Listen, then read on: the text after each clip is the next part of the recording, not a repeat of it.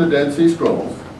I can read it to you, actually. I got a translation of it here someplace quickly because I can find that pretty quick. It's in column 8 of the community rule. And it reads something like, let's see, talking about the community council being a,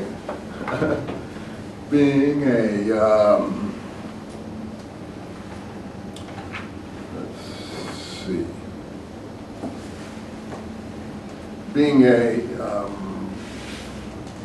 precious cornerstone. We know that Jesus portrayed as a precious cornerstone. A sweet fragrance, that is, their righteousness will go up instead of sacrifice. A house of perfection, an agreeable free will offering, atoning for the land, and so on and so forth. And these people will walk in perfection of the way. We'll hear about the perfection ideology. Any case, and according to these rules, they shall separate. That's what it says. They shall separate. Go out from the habitation of the ungodly men. This is the definition of the leadership of this community. Which is why it's called the community rule, like a monastic order rule. The people who first added these materials, by the way, I was ill last week because on Tuesday because I had laryngitis and so I didn't come in, couldn't speak. So I'm beginning to collapse as well at the moment, but we'll probably get through this. Anyway, ungodly men, they shall go into the wilderness to prepare the way of God. As it is written, there it is. Prepare in the wilderness the way of the Lord, make straight in the desert a path for our God. Well, it's just right out there. The way is the study of the Torah, which he commanded by the hand of Moses. Well, that's just the opposite of Paul, isn't it? We just read Paul about, this is Agar, Mount Sinai in Arabia. The Jews are enslaved to Mount Sinai. Agar, they're the sons of the slave woman. We're the sons of the free woman, Sarah, because we're free, therefore cast out the bondservant. And lots of other things like that. I'm not taking sides here. I told you, I don't observe Mosaic law any more than I'm going to observe Sharia law. These are things from the distant past, some helpful, some maybe, you know. I mean, we have hygiene now. I can eat lobster, shrimps, and crab, and things like that, you know, and I happen to like clams a lot. So, I mean, you know, I'm not going to have anyone tell me from, you know, the third millennium BC what it is I should do. But on the other hand, avoiding blood, as we found out in the contemporary period, it was probably a very good thing in terms of not just consumption of monkeys and things like that could have started AIDS in the first place, but actually getting near blood of any kind, which the Jews had a horror of at that time. I think they probably understood some of these related diseases, so they put taboos on them. So there are things in there that probably actually are quite good.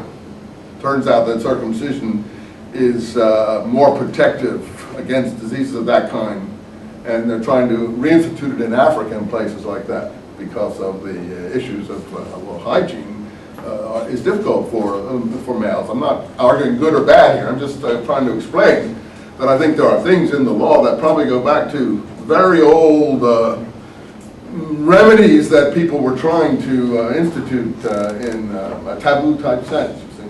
Anyway, good or bad, I'm not just trying to show you we don't want to have contempt for all things ancient. Anyway, so this way, you see, is the study of the law, not the way to Jesus. The way is the study of the Torah, which he commanded by the hand of Moses. So is this a pro-Moses group? Oh yeah, absolutely. But they're using the same passages in a pro-Moses sense. That they may do. Doing is a huge idea here. It's the base of the word works. According to all that has been revealed from age to age, and as the prophets revealed by his Holy Spirit. So we have the Holy Spirit here, and the Holy Spirit is used to explain why you should do things in the way it was done previously.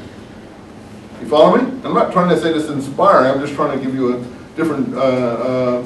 And no man among the member of the covenant of the community who deliberately, on any point whatever, turns aside from all that was commanded, etc., shall touch the pure food and things like that. Okay, that starts it there. And so these people become an atonement for the sins of unfaithfulness without the flesh of holocaust and the fat of sacrifices, and so on and so forth.